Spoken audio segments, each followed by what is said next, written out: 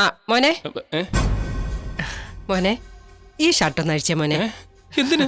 ദേ ഈ എലസ് കെട്ടാനാ. വീണ്ടും ഏലസോ?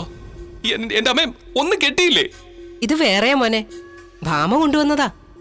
അവള് ക്ഷേത്രത്തിൽ തൊഴാൻ പോയപ്പോ അവിടെ കണ്ടൊരു സ്വാമിയിൽ നിന്ന് നിനക്ക് വേണ്ടി പൂജിച്ച് വാങ്ങിച്ചതാ ഇത്. ഇത് കിട്ടിയാലേ നിന്റെ സമയം തെളിയും മോനെ.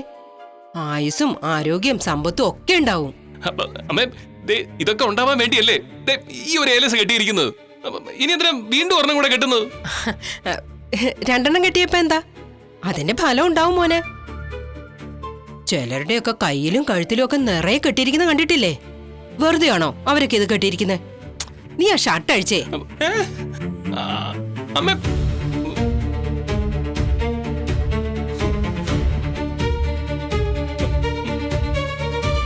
എന്താ അമ്മേ?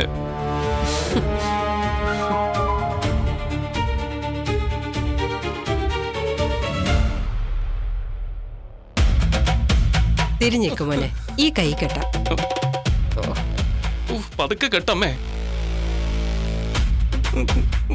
അമ്മേ 2 കാലിലും കൂടെ കെട്ടായിരുന്നു. മിണ്ടായിരിക്കേ.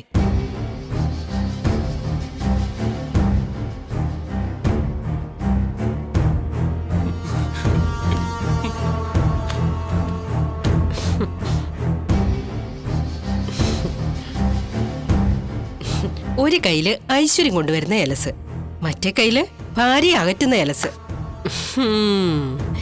ഇവനിനി നല്ല കാലമാ. ഒരു പണക്കാരി പെണ്ണിനെ എത്രയും പെട്ടെന്ന് കണ്ടെത്തണം.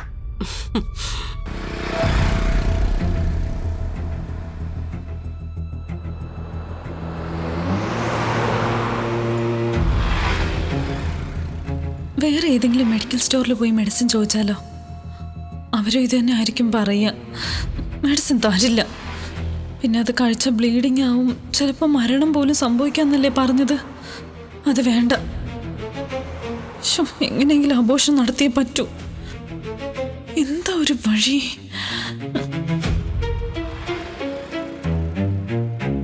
ആ, അഭിരാമി ചേച്ചിക്ക് അബോർഷനായത് ഗട്ടറുള്ള റോഡിലൂടെ വാഹനത്തിൽ പോയപ്പോഴാ.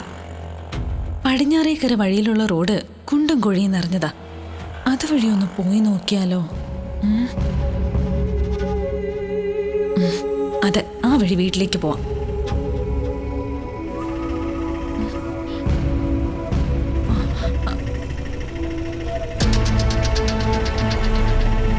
ഓട്ടോ ചേട്ടാ, മേലാറ്റൂർ പോണായിരുന്നു. മേലാറ്റൂരിൽ എവിടെയാ? ജംഗ്ഷനിലാണോ? അല്ലല്ല, അവിടുന്ന് കുറച്ച് പോണം. വഴി ഞാൻ പറഞ്ഞുതരാം. ഓ ശരി മോളെ. ആ മോളെ, എനിക്ക് പെട്ടെന്ന് മനസ്സിലായില്ല കേട്ടോ. നമ്മുടെ ഡ്രൈവർ രവിയേട്ടൻ്റെ ഇളയമോൻ്റെ ഭാര്യയല്ലേ? ആ അതെ അതെ. ആ മോള് കയറിയോ. ആ ചേട്ടാ, പടിഞ്ഞാറേക്കര വഴി പോയാൽ മതി കേട്ടോ. ആ റോഡ് മോശമാണ് കേട്ടോ, മുഴുവൻ കട്ടറാ. അതുവഴി പോകാൻ വലിയ ബുദ്ധിമുട്ടായിരിക്കും. നമുക്കേ മേലന്നൂർ വഴി പോവാം. അത് വളഞ്ഞ വഴിയല്ലേ? അത് വളഞ്ഞ വഴിയാണെങ്കിലും നല്ല അടിപൊളി റോഡാ. അത് വഴി പോണ്ട, എനിക്ക് പെട്ടെന്ന് എത്തണം. പടിഞ്ഞാറേക്കര വഴി തന്നെ പോയാൽ മതി. ആ ശരി.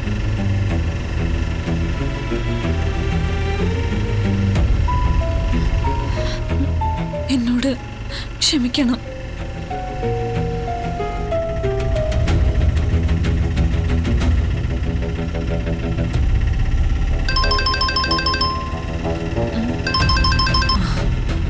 ഹലോ മീനാക്ഷി, എവിടെയാ? ആ, അപ്പൊ നീ എന്നെ മറന്നിട്ടില്ല അല്ലേ? ഞാൻ ഇന്നലെ കൂടെ പറഞ്ഞതേ ഉള്ളൂ. എത്ര നാളായി നീ വിളിച്ചിട്ട്? ഈ പെണ്ണ് പറഞ്ഞ വഴി കൂടെ പോയാലേ എൻ്റെ വണ്ടി വഴിക്കാവും. മേലന്നൂർ വഴി തന്നെ പോവാം.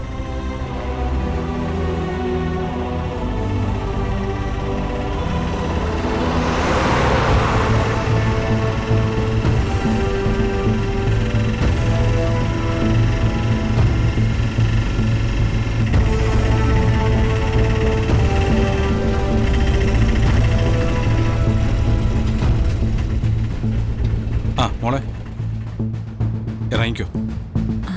ആ മീനാക്ഷി, ഞാൻ പിന്നെ വിളിക്കാവേ.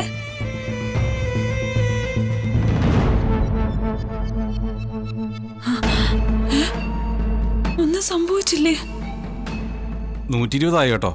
ഒരു 10 രൂപ കൂട്ടി തരണം. കട്ടറിലൊന്നും വീഴാണ്ട് നൈസായിട്ട് എത്തിച്ചില്ലേ? അപ്പൊ ഞാൻ പറഞ്ഞ റോഡിലൂടെ നല്ല ഇയാള് വന്നത്. ഫോണിലായതുകൊണ്ട് ഞാൻ ശ്രദ്ധിച്ചുമില്ല. അതെ അതെ, മോള് പറഞ്ഞ റോഡിൽ കൂടെ തന്നെയാ ഞാൻ വന്നത്. ദേ കള്ളം പറയരുതേ. മോള് പറഞ്ഞ വഴിയിലൂടെ വന്നിരുന്നെങ്കിലേ ഈ സമയത്തൊന്നും ഇവിടെ എത്തില്ലായിരുന്നു. വണ്ടിയും വഴിക്കായനെ. താൻ എന്ത് വർത്താനോടോ ഈ പറയുന്നേ? ഞാൻ തന്നോട് കേറുമ്പോഴേ പറഞ്ഞല്ലേ ആ റോഡിലൂടെ വരാവൂന്ന്. എന്താ പ്രശ്നം? എന്താ പ്രശ്നം? അങ്കിളെ, ഞാൻ പറഞ്ഞ റോഡിലൂടെ വരാതെ ഇയാള് വേറെ ഏതോ വഴിയിലൂടെ ഒക്കെ വന്നിരിക്കുന്നു. എന്താടോ ഇത്? എന്റെ പൊന്നു രവിയേട്ടാ, ആ റോഡിൽ കൂടെ വന്ന ഈ കൊച്ചിന് നടുവോടിയും എന്റെ വണ്ടിയും വഴിക്കാവും.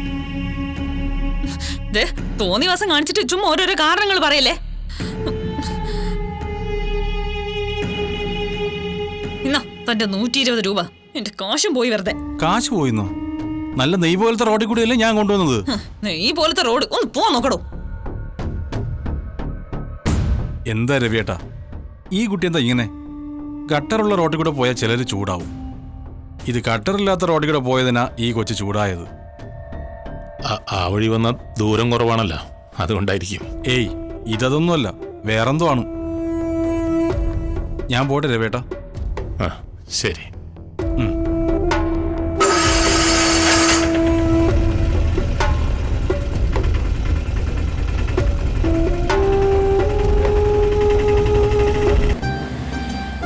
ഇന്ന് ഓട്ടം കുറച്ച് കുറവാണല്ലേ? ആ അതെ അതെ, കുറവാ. കുറച്ചുകൂടെ കഴിഞ്ഞ് എനിക്കൊരു നെയ്യാറ്റിൻകര ഓട്ടം ഉണ്ട്. സച്ചി ഇതുവരെയായിട്ട് ഇവിടെ കണ്ടില്ലല്ലോ. അവനൊരു ഓട്ടം പോയിരിക്കുകയാണെന്ന് തോന്നുന്നു.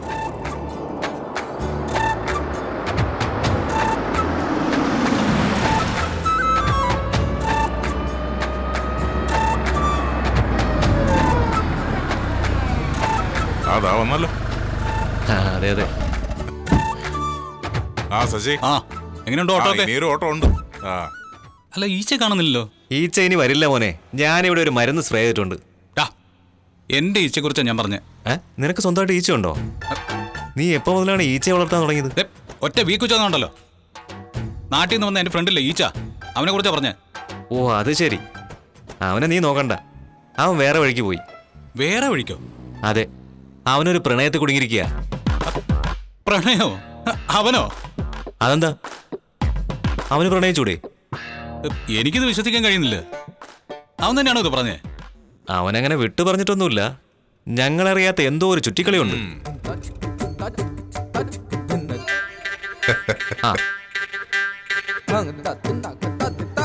ദേ നിന്റെ ഫ്രണ്ട് ഈച്ച വരുന്നു.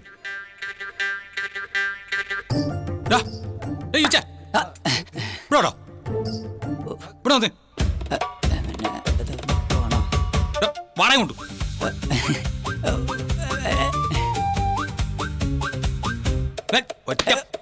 നീ പ്രേമിച്ചു കിടക്കുന്ന ഇവര് പറഞ്ഞല്ലോ, സത്യമാണോ?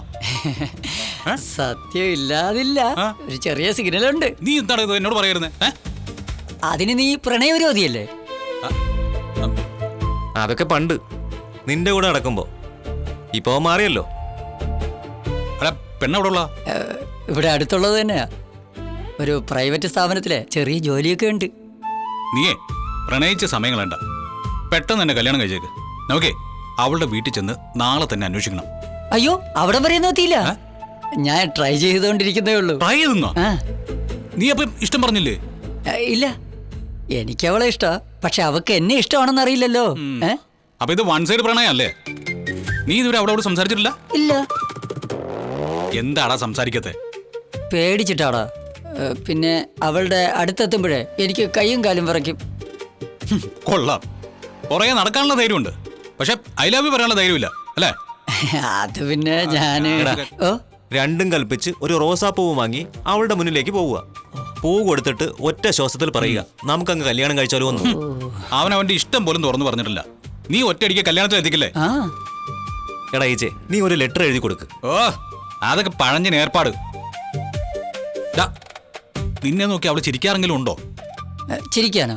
എന്റെ മുഖത്ത് നോക്കിയോ? അവൾ എന്നെ ഇതുവരെ കണ്ടിട്ട് കൂടിയില്ലടാ. അതൊക്കെ വിട്. എന്താ അവളുടെ പേര്? അതെനിക്ക് അറിയില്ല. വേണമെങ്കിൽ ഞാൻ പോയി ചോദിച്ചിട്ട് വരാം. ഇനി ഒരു സെക്കൻഡ് ഇവിടെ നിന്നാ അടിച്ച് പറപ്പിക്കും ഞാൻ. ആണുങ്ങളെ പറയിപ്പിക്കാൻ വേണ്ടി ഒരു അവതാരം. നീ കണ്ടോ, ഞാൻ ഒരു ദിവസം അവളുടെ കൈയും പിടിച്ചിങ്ങോട്ട് വരും. ആ ഓ അന്ന് നീ പറയും നീയാണടാ മോനെ ഈച്ചേന്ന്. അങ്ങോട്ടല്ല ഇങ്ങോട്ട്. ഇവന്റെ ഒരു കാര്യം ഇവനെങ്ങനെ പറയാൻ നടക്കും? ആ പെണ്ണ് വേറെ ആരെങ്കിലും കൊണ്ടുപോകും. ആ അതെ അതെ. ആ രേവതിയാണല്ലോ. ആ പറ രേവതി. ആ സച്ചേട്ടാ, ഞാനേ കുറച്ചു മുമ്പ് വർഷയെ കണ്ടിരുന്നു. അവള് ഒരു മെഡിക്കൽ സ്റ്റോറിൽ നിന്ന് ഇറങ്ങി വരുമായിരുന്നു. ഫ്രണ്ടിന് മെഡിസിൻ വാങ്ങാൻ വേണ്ടി വന്നതാന്നാ എന്നോട് പറഞ്ഞേ. പക്ഷേ അത് കള്ളോ. അവളുടെ സംസാരത്തിൽ എന്തൊക്കെയോ ഒരു പന്തികേടുണ്ട്. ഞാൻ അവളെ സ്റ്റുഡിയോയിൽ കൊണ്ടുവിടാന്ന് പറഞ്ഞിരുന്നു. അപ്പൊ അവള് പറഞ്ഞു അവൾക്ക് വീട്ടിൽ പോണോന്ന്. അപ്പൊ ഞാൻ പറഞ്ഞു ശരി, ഞാൻ നിന്നെ വീട്ടിൽ കൊണ്ടുവിടാന്ന്. അപ്പൊ അതിന്ന് ഒഴിഞ്ഞു മാറി. ആകെ ഒരു വശവശക ഉള്ളതുപോലെ. പശപ്പശകോ? അത് കൊടു. നീ പൂ കൊടുത്തു കഴിഞ്ഞോ? ഇല്ല. എന്നാ പെട്ടെന്ന് പൂ കൊടുത്തിട്ട് വീട്ടിൽ പോകാൻ നോക്ക്. അവളുടെ ഒരു വശപ്പശക് വെക്കടി.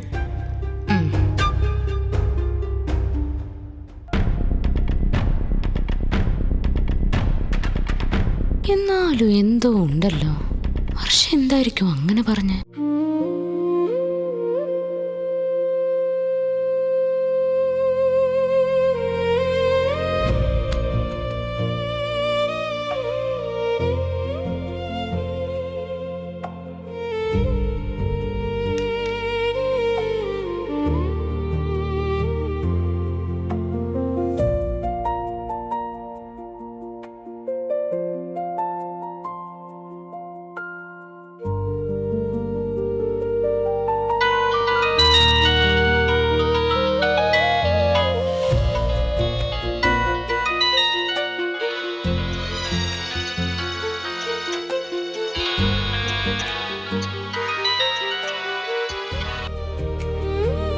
ശ്രുതി, എന്തിനാ നീ എന്നെ ഇങ്ങോട്ട് വിളിച്ചത്? എന്നെ വിളിക്കരുത്, കാണരുതെന്ന് ഞാൻ നിന്നോട് പലവട്ടം പറഞ്ഞിട്ടുള്ളതല്ലേ? സുധി പ്ലീസ്, ഞാൻ പറയുന്നൊന്ന് കേക്ക്. വേണ്ട, നീ ഇനി ഒന്നും പറയണ്ട. എനിക്കൊന്നും കേൾക്കാൻ വേണ്ട. ഏലസ് പണി തുടങ്ങി. പ്ലീസ് സുധി. ദേ, നീ ഈ കുടുംബത്തോട് ചെയ്തൊന്നും അത്ര പെട്ടെന്ന് മറക്കാൻ കഴിയില്ല. അമ്മ പറഞ്ഞതിൽ കൂടുതലൊന്നും എനിക്ക് നിന്നോട് പറയാനുമില്ല. അമ്മ പറയുന്ന അനുസരിച്ച് നടക്കാൻ സുധി എന്താ കൊച്ചുകുട്ടിയാണോ? സുധി താലി കെട്ടിയ പെണ്ണാ ഞാൻ. അത് മറക്കണ്ട സുധി. അങ്ങനെ പെട്ടെന്നൊന്നും എന്നെ വലിച്ചെറിയാൻ കഴിയില്ല സുധിക്ക്. അതെ, കെട്ടുതാലിയുടെ മഹത്വം നിനക്കറിയില്ല. അറിയുമായിരുന്നെങ്കിൽ നീ ഇങ്ങനെയൊന്നും എന്നോട് ചെയ്യില്ലായിരുന്നു. ഒരു കാര്യം ഞാൻ പറഞ്ഞേക്കാം, മേലിൽ നീ എന്നെ ഇങ്ങോട്ട് വിളിക്കരുത്. എനിക്കൊരല്പം. എടി, നീ എന്തിനാടി എന്റെ മോനെ വിളിക്കുന്നത്? ഇനി വിളിച്ചാ നീ താമസിക്കുന്ന സ്ഥലത്ത് വന്ന് ഞാൻ തല്ലും. ആന്റി, ഞാനൊന്ന് പറയട്ടെ. വേണ്ട, ഒന്നും പറയണ്ട. നിന്റെ ശബ്ദം കേൾക്കുന്നത് പോലും എനിക്ക് അറപ്പാ. ഇനി എന്റെ മോന്റെ ജീവിതത്തിലേക്കും ഈ കുടുംബത്തിലേക്കും വലിഞ്ഞു കയറാൻ നോക്കരുത്. തിരികെ വരാമെന്നുള്ള ആഗ്രഹം ഉണ്ടെങ്കിൽ അത് അവിടെ തന്നെ വെച്ചേക്കും. നടക്കില്ല അത്. നീ എന്താടി ഒന്നും മിണ്ടാത്തെ? പറയടി, മതി പറ. അമ്മേ, മതി, നിർത്ത്. സുധി, എടാ, വേണ്ട രീതിയിൽ കൊടുത്തില്ലെങ്കിൽ അവള് വീണ്ടും വീണ്ടും വിളിക്കും. ഇനി എന്ത് കൊടുക്കാനാ? കൊടുക്കേണ്ടതൊക്കെ കൊടുത്തില്ലേ? ഈ വീട്ടിൽ നിന്ന് അടിച്ചിറക്കിയില്ലേ? അമ്മേ, ഞാൻ സംസാരിക്കുന്നതിനിടയിൽ അമ്മ എന്തിനാ ഫോൺ പിടിച്ച് വാങ്ങിയത്? എന്തിനാ അമ്മ വഴക്ക് പറഞ്ഞത്? എനിക്ക് പറയാനുള്ളത് ഞാൻ അവളോട് പറയില്ലേ? അമ്മ എന്തിനാ അതിനിടയിൽ കയറി ഇടപെട്ടത്? എടാ, ഞാൻ എടാ, ഒന്നും പറയണ്ട. ഇവിടെ എല്ലാരും കണക്കാ. മനുഷ്യന്റെ സ്വസ്ഥത കളയുക എന്നുള്ളതാണല്ലോ നിങ്ങളുടെയൊക്കെ ഹോബി. മനസമാധാനത്തോടെ കടയിലിരിക്കാൻ പറ്റുന്നില്ല, അതാ ഇങ്ങോട്ട് വന്നത്. ഇവിടെ വന്നപ്പോ അതിന്റെ അപ്പുറം. ഒന്ന് പോയി തരൂ ഇവിടെ നിന്ന് പുറത്തേക്ക്. എനിക്ക് കുറച്ചു നേരം ഒന്ന് തനിച്ചിരിക്കണം, ഒറ്റയ്ക്കിരിക്കണം.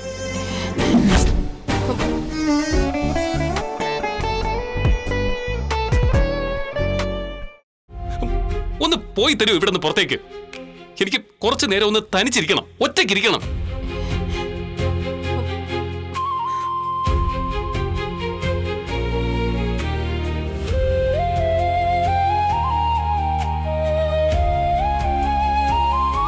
എന്താണ് നീ പറഞ്ഞേ? ഞാൻ മുറിന്ന് വെളി പോണല്ലേ? അപ്പോ ഞാൻ നിനക്കൊരു ശല്യായില്ലേ? ഈ മുറിയിൽ നിന്ന് പോകാനല്ലേ പറഞ്ഞുള്ളൂ, അല്ലാതെ ഈ വീട് വിട്ട് പോകാനൊന്നുമല്ലല്ലോ ഞാൻ പറഞ്ഞത്. ഒന്ന് പോ അമ്മേ. നീ എന്നോട് തന്നെ ഇത് പറയണം. എനിക്കിത് കിട്ടണം. സന്തോഷായടാ മോനെ.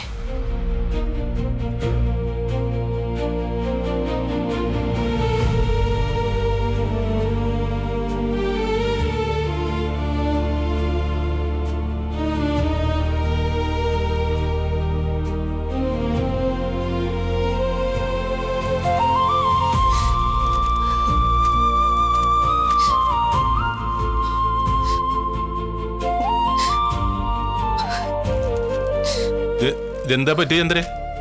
കണ്ണെല്ലാം നിറഞ്ഞിരിക്കുകയാണല്ലോ. കണ്ണിൽ വല്ല പൊടി പോയോ? ഒരാള് കരയുന്ന കണ്ട് നിങ്ങക്ക് മനസ്സിലാവില്ലേ? അയ്യോ, ചന്ദ്ര കരയായിരുന്നോ? അങ്ങനെ കരഞ്ഞു കാണാറില്ലല്ലോ. അതുകൊണ്ട് കണ്ണീന്ന് വെള്ളം വന്നപ്പോ ഞാൻ കരുതി പൊടി വല്ലതും പോയതായിരിക്കും. എനിക്ക് പിന്നെ കരച്ചിലൊന്നും വരില്ലല്ലോ.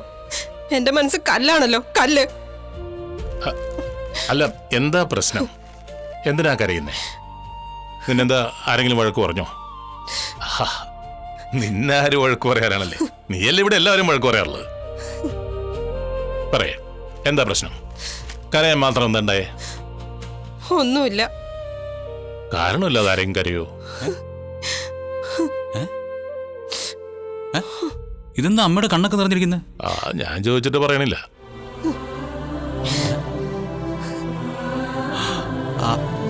സവാള കട്ട് ചെയ്യുമ്പോൾ മാത്രം ഞാൻ അമ്മയുടെ കണ്ണ് നിറഞ്ഞു കണ്ടിട്ടുള്ളേ.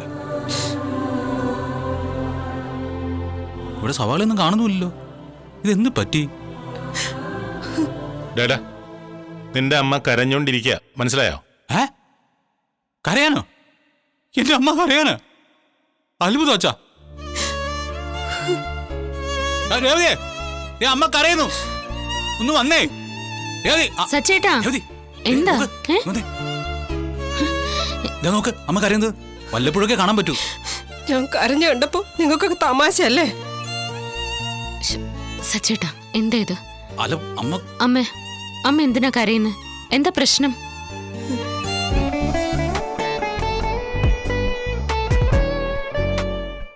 അമ്മ അമ്മ എന്തിനാ കരയുന്നത്? എന്താ പ്രശ്നം? അമ്മ കരയുന്നെങ്കിൽ അത് സുധിക്ക് വേണ്ടിയായിരിക്കും. അവന്റെ കാര്യം നേടാൻ വേണ്ടിയുള്ള കള്ളക്കരച്ചില്. അതാ ഞാൻ വലിയ സീരിയസ് ആയിട്ട് എടുക്കത്തെ. എടാ, ഇതൊന്നുമല്ല, വേറെന്തോ പ്രശ്നോ. എന്തിനാ കരയണേന്ന് ചോദിക്കുമ്പോ ഒന്നുമില്ല എന്ന് പറഞ്ഞോണ്ടിരിക്കുക. എന്താ ചന്ദ്രേ? എന്താണെന്ന് വെച്ചാ പറയേ. ഞാനത് എങ്ങനെ പറയാനാ? അല്ല, പറയാൻ ബുദ്ധിമുട്ടുണ്ടെങ്കിലേ എഴുതി കാണിച്ചാൽ മതി. രേവതി, ഒരു ബുക്കും പേരും എടുത്തോണ്ട് വന്നേ. സച്ചേട്ടാ, പിന്നെ എഴുതണ്ടേ? ആരെയാണോ ഞാൻ ജീവന് തുല്യം സ്നേഹിച്ചത്, അവന്റെ കയ്യിൽ നിന്ന് തന്നെ എനിക്ക് വേണ്ടത് കിട്ടി. സുധി അമ്മയെ വഴക്ക് പറഞ്ഞോ? പറഞ്ഞു. അവന്റെ മുറിന്ന് എന്നോട് പുറത്തു പോവാൻ പറഞ്ഞു. അച്ഛാ, അമ്മ കരയുന്ന തന്നെ അത്ഭുതം. ഓട്ടക്കാരൻ അമ്മയെ വഴക്ക് പറഞ്ഞു എന്ന് പറഞ്ഞാ അതിനേക്കാൾ വലിയ അത്ഭുതം. എന്തൊക്കെ ഇവിടെ സംഭവിക്കുന്നേ? അല്ല പിന്നെ എന്നിട്ട് അവനങ്ങനെ പറഞ്ഞപ്പോ എനിക്ക് വിഷമായി. അത് പിന്നെ വിഷമാവൂലേ? എന്നാലും അവനെന്തിനാ അങ്ങനെ പറഞ്ഞ് അത് ചോദിക്കണമല്ലോ. സുധി, എടേ സുധി, ഇങ്ങോട്ട് വന്നേ.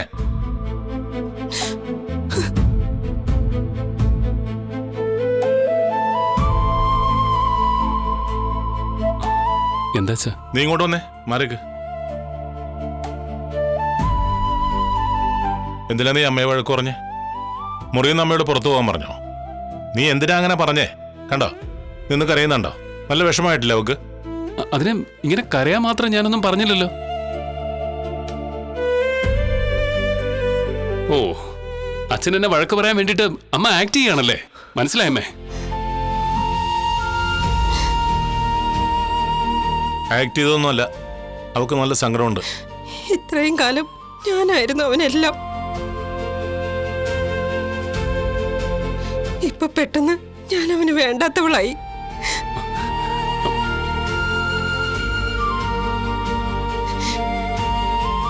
എന്നെ മുറിന്ന് വരെ പുറത്താക്കി.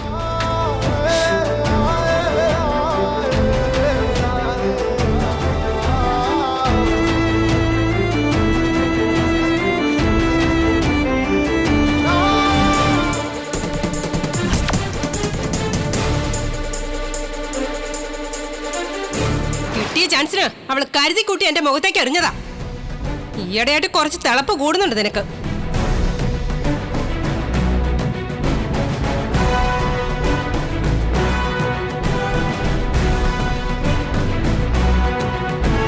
ഇങ്ങനൊരു മോഷ്ടാവ് വരുന്ന കാര്യം ഞാൻ അറിഞ്ഞില്ലല്ലോ.